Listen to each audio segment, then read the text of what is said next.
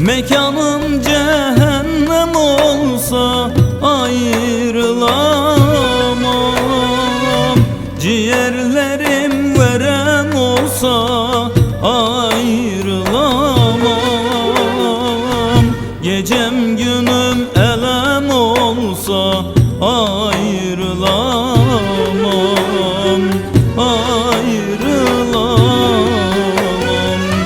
Mekanım cehennem olsa ayrılamam.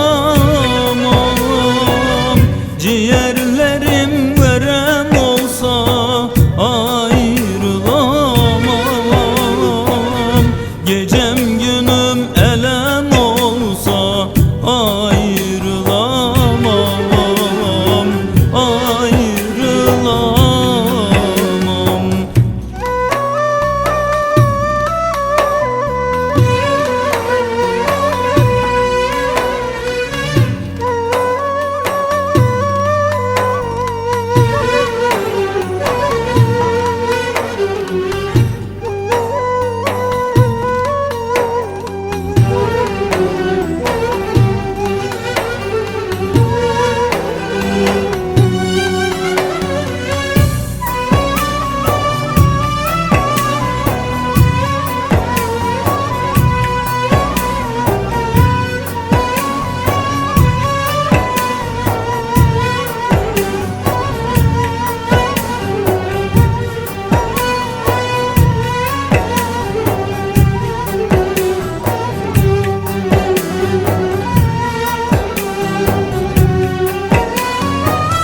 Okyanuslar çöle dönse, gökyüzünde güneş sönse, benim için deli dense ayrılamam.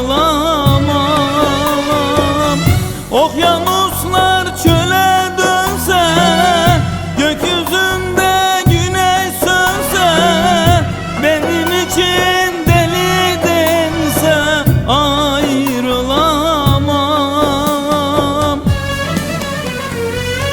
Mekanım cehennem olsa ayrılamam.